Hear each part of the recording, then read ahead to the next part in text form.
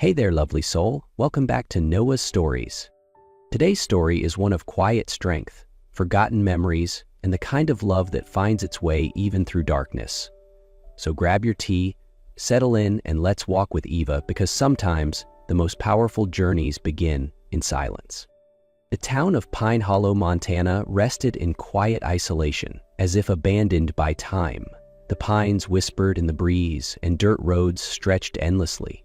This was where Eva Reynolds, a 22-year-old blind girl, had grown up in both darkness and silence. Eva had lost her sight as a child after a mysterious fever stole not only her vision, but also her earliest memories. All she had left was a silver necklace with two pendants, a sun and a moon, the only link to a past she couldn't recall. She was taken in by Nancy Blake at the age of 6, not out of love, but for the state's foster care stipend. When the money began to dry up, whatever tenderness had existed quickly faded. To Nancy, Eva became a burden, a living reminder of the opportunities she never had. The people of Pine Hollow pitied Eva, but their pity was hollow, their kindness distant, just like her life. One gray, rainy afternoon, Nancy returned home reeking of alcohol and humming with strange excitement. "There's a job in Chicago," she slurred. "A good man's offering $5,000 to take you. This is your ticket out of this godforsaken town." Eva's heart pounded. Despite the unease rising in her chest, a fragile hope flickered. Maybe her life was finally about to change. The trip to Chicago blurred into a mix of sounds. The rumble of a bus, chatter from strangers, the jingle of coins as Nancy counted her payment. They arrived at a towering glass building, so sleek and modern it made Eva feel even more out of place. The man waiting for them was Damian Cross, CEO of Crosstech, a powerful technology empire in the Midwest. "This is the girl?" Damian asked. Nancy nodded quickly, pocketing the cash before vanishing into the city's chaos, leaving Eva alone in the grand lobby, her white cane tapping nervously on the marble floor. Damian hadn't wanted this meeting. It was his grandmother, Lucille Cross, who demanded it. A stern woman in her late 70s, she believed in an ancient prophecy written in the family's leather-bound genealogy book. If Damian didn't marry the chosen one, the Cross legacy would crumble. Lucille was certain Eva was the one. Her birth date matches. The necklace is the sign, she insisted, without a shred of doubt. But Damian didn't believe in fate. His heart was rooted in the past with a girl named Summer, a childhood friend he had once promised to marry beneath the stars by the lake. Summer had vanished long ago, leaving behind only guilt and a vow unfulfilled. Still, under pressure from Lucille and the weight of duty, Damian agreed to marry Eva. The wedding was rushed, held in the chapel of the Cross estate. That night, Eva stood in a borrowed gown, repeating vows she barely understood, and entered a marriage built not on love, but on cold obligation. Though legally married to Eva, Damian showed little interest in her. Most days he buried himself in work at Crosstech, avoiding the presence of a wife he never chose. And every time he heard the tap of her cane in the hallways, memories of another girl, Summer, rose unbidden. Summer had been his childhood companion. They'd raced along the lakeshore, caught fireflies under summer skies.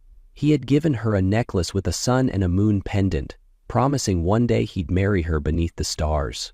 But Summer vanished after a tragic accident, leaving Damian with a broken heart and the twin to the necklace Eva now wore. He had no idea Eva was Summer. Her memories were gone, and the necklace, long thought lost, hung quietly around her neck on the woman he tried so hard to ignore. At Crosstech, Bianca Torres, an ambitious project manager with sharp eyes and sharper instincts, noticed how Damian's voice softened at the mention of Summer.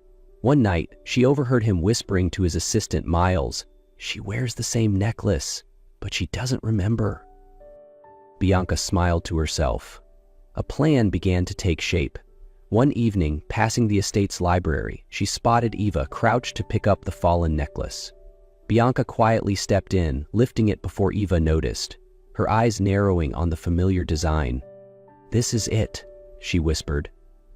That night, she found Miles in a dim corner of the Crosstech building. "Tell me everything about Summer," she said. "I'll become her." Bit by bit, Bianca crafted her deception. She branded a small scar on her shoulder, mimicking the one Damien had described. She memorized every story, every promise, every shared memory, and when the moment was right, she walked into Damien's office, the stolen necklace dangling from her hand. Ever since Bianca entered the estate, Eva had felt herself slowly erased from Damien's world. He barely acknowledged her, just hurried footsteps and slammed doors. Bianca, in contrast, was everywhere. When no one else was around, she leaned in close and whispered venom. "You were bought, not loved," she sneered. "How pathetic to think he could ever care for someone like you." Nancy, Eva's foster mother, had been summoned back, this time under the guise of a house assistant, but she and Bianca worked together, breaking Eva piece by piece. One afternoon, after Eva accidentally spilled a bit of tea, Nancy locked her in a storage room for hours. She was given no food, no rest, no comfort. Eventually, Eva collapsed in the hallway, her body giving in to sheer exhaustion. She woke up in a hospital bed. The beeping of machines filled the room. A doctor entered gently. "Miss Reynolds, you're pregnant. About 7 weeks." Eva froze. Her heart pounded as memories crashed into her. The wedding night, cold and wordless. She pressed a trembling hand to her stomach. A child. From that moment, something growing inside her, fragile and unchosen, but hers. For the first time in her life, something truly belonged to her. Damien had lain beside her, detached, performing what was expected. No warmth, no love, just obligation. She remembered the weight of his silence, the stillness between them. Now, from that night, life had come. She didn't know how to feel. Fear? Joy? For the first time in her life, something belonged to her, truly hers, not borrowed, not forced, a life she could love. She told no one. She trusted no one. She returned to the mansion and kept it a secret. She didn't tell Damien. She didn't tell anyone. Inside her, the child became a faint light, a quiet promise that maybe love could start from within. But that light didn't have time to grow. Weeks later, at a private family dinner, Eva quietly stood to leave the table. As she stepped down the stairs, Bianca, with a cruel glint in her eye, subtly extended her foot. Eva stumbled. Her cane clattered. A scream rang out, and then silence. Blood soaked through her dress. When Damien arrived, it was already too late. Eva lay still, her eyes closed, lips pale. The doctor confirmed the child was gone. Bianca clung to Damien, crying crocodile tears. "I didn't do anything. She just fell. I tried to help." "Really?" Eva, her voice shaking, whispered, "She pushed me, Damien. I was pregnant." But he just stared at her blankly, then shook his head. "You're always stirring chaos," he said, his tone cold, but his eyes briefly flickered as if something inside him had cracked. Then he turned his back. Eva turned her face to the wall. The necklace was gone. The baby was gone. Trust, worth, her world, gone. But deep in that darkness, something inside her began to stir. Not hatred, not revenge. A quiet will to survive. Just when Eva thought she had drowned completely in darkness, fate, once again, opened an unexpected path. In San Francisco, Robert Hartley, founder of Hartley Dynamics, had never given up hope of finding the daughter he lost 20 years ago. Elena kidnapped at a crowded fair when she was only 2. For 2 decades, he spent millions searching, clinging to hope as it slowly faded. Then, a report from the nonprofit New Roots landed on his desk. A blind young woman named Eva Reynolds, once abandoned by a foster mother in Pine Hollow, shared the same birth date as Elena. But what froze Robert's breath was this. Eva had a crescent-shaped birthmark behind her left shoulder, exactly like the one his daughter was born with. He immediately sent a team to New York to quietly investigate. A few days later, as Eva slowly recovered from the trauma of losing her baby, a gentle knock came at her door. A woman named Lauren stood there, her voice calm and kind. "I'm from New Roots," she said. "We believe you may be Elena Hartley." Eva went still. She had no memory of her early childhood, no family, no evidence. But as Lauren spoke of a father who had never stopped searching, and of that very specific birthmark? Eva's body stiffened with silent shock. "I know you have no reason to trust us," Lauren continued, "but Mr. Hartley doesn't want anything from you. He only wants to meet you. If you're willing, he'd like to bring you to San Francisco for a DNA test, and more than anything, to hold his daughter again." Eva didn't answer right away, but after all she had lost, being sold, betrayed, losing her child, truth was the only thing left worth finding. Even if it shattered her all over again, she had to know who she truly was. The trip to San Francisco felt like a dream. For the first time in her life, Eva, now Elena, stepped into the first-class cabin of a private jet. But it wasn't luxury that overwhelmed her, it was warmth. When the plane touched down in San Francisco, Eva still couldn't believe it was real. She couldn't see, but she felt the sunlight warmer on her skin, heard the kindness in the voices guiding her, and, most of all, felt the trembling arms of Robert Hartley as he embraced her for the first time. The DNA results confirmed it. Eva was Elena Hartley, his long-lost daughter who'd been taken at the age of 2. "I don't remember anything," Eva whispered. "I'm not even sure I'm who you think I am." Robert only held her tighter. "You don't have to remember. I've searched for you for 20 years. Just holding you is enough." The next day, Robert brought her to a team of the world's top ophthalmologists. After thorough examination, they confirmed, with the right surgery, she could regain her sight. Eva hesitated, but then nodded. The operation took place a week later. When the bandages came off, light flooded her eyes for the first time in over 2 decades. Eva wept, not just from sight, but from the sense that she was becoming whole again. Little by little, her memories returned. At first, only sounds, laughter in summer, water splashing, then faces blurred by time, and finally a boy by the lake calling her Summer, a name that now echoed in her heart. Weeks passed. Once Eva, now Elena, was strong again, Robert made her an offer. Come back to New York. Run Hartley's branch there, not just for business, but to reclaim yourself. Elena agreed. At the grand signing event between Hartley Dynamics and Crosstech, where Damien was among the guests, Elena walked in as someone entirely new. No longer the blind girl sold into silence, but a woman with clear eyes, strong steps, and a quiet, unshakable grace. Bianca, standing beside Damien, froze. As Elena spoke on stage, a man staggered into the hall, bruised and breathless. It was Miles, Damien's former assistant. "She's lying," he shouted, pointing at Bianca. "She's not Summer. I helped her fake it all." The crowd erupted. "She stole Ava's story. She faked the scar. She swapped Lucille's medicine. She's the one who killed her." The room fell into a heavy silence. Damien was motionless, stunned. Bianca tried to steady her voice, forcing a smile. "You love me. I am Summer. I've always been her." But her trembling betrayed her words. Elena, no longer the fragile Eva of the past, stepped down from the stage and slowly walked toward them. She said nothing at first, stopping face to face with Bianca. Their eyes locked, one full of panic, the other burning with calm defiance. Elena raised her hand and reached for the silver necklace around Bianca's neck, the sun and moon pendants glinting under the lights like the echoes of a childhood promise. Without hesitation, she yanked it free. The chain snapped in her hand. Still holding Bianca's gaze, Elena said, her voice clear and cutting, "This belongs to me." A ripple of whispers swept through the room.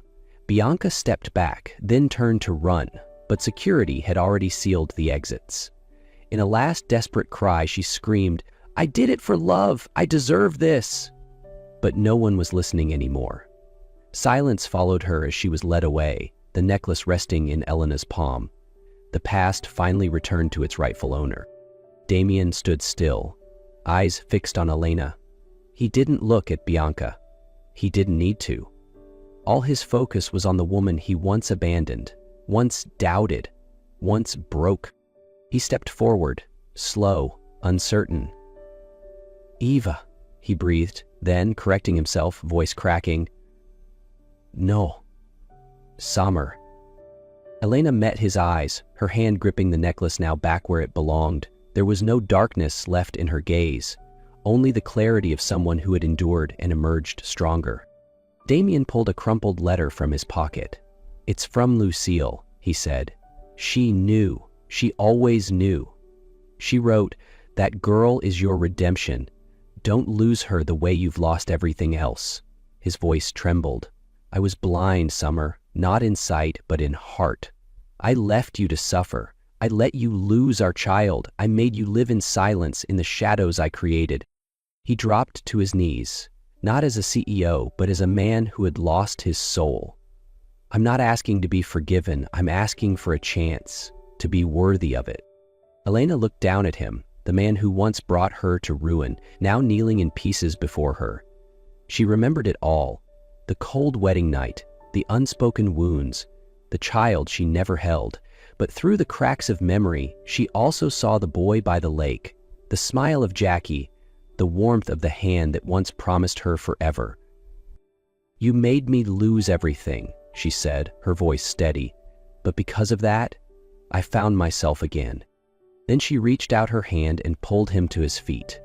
"I'm not ready to be your wife, but I'm not walking away either. We'll start again, from the beginning, step by step." Damien held her hand like it was the only thing anchoring him to the earth, tears quietly falling. "Just having you here is everything." 1 month later, in the garden of the Hartley estate on the outskirts of San Francisco, sunlight filtered softly through the willow trees and birdsong echoed gently, ushering in a new season. The tension was gone. The shadows of the past had lifted. What remained was peace. Elena sat still on a wooden bench, her eyes closed, listening to the sound of life. Birds, trickling water, leaves rustling. For the first time in a very long time, she didn't hear anything inside her mind. No whispers from the past, no shadows clinging to her. Only a quiet, peaceful silence. Around her neck, the silver necklace swayed gently in the sun. Sun and moon reunited, no longer lost. Damien approached, a small notebook in hand. He sat beside her without disturbing the moment and said quietly, "You've rewritten everything, just by being here." Elena opened her eyes and looked at him. There was no anger left, no doubt, only recognition. Of herself, of the man who had once shattered her, and of the reason she had chosen to stay. "I don't need a fairy tale ending," she said. "I just need a real one. A place to begin, not to forget, but to move forward." From a distance, Robert Hartley watched them in silence. His eyes reflected a pride that words couldn't hold. He had found his daughter again, but more importantly, she had found herself. The sun began to set. The sky turned golden orange, like a curtain closing on an old chapter. Damien reached out and took Elena's hand. Not tightly, but gently, just enough to say, "I'm still here." And Elena, after all the pain and the loss, for the first time, did not fear holding someone's hand again. She smiled, not because everything was healed, but because the storm had passed, and she had survived. She had walked through fire, and now she stood, stronger, steadier, and never alone again. The journey didn't end here. It was only just beginning. And just like that, her story begins again. Not with fairy tales, but with truth, healing, and quiet strength. Thanks for being here, lovely soul. If this touched you, don't forget to like, share, or simply leave a thought below. Until next time, stay brave, stay kind.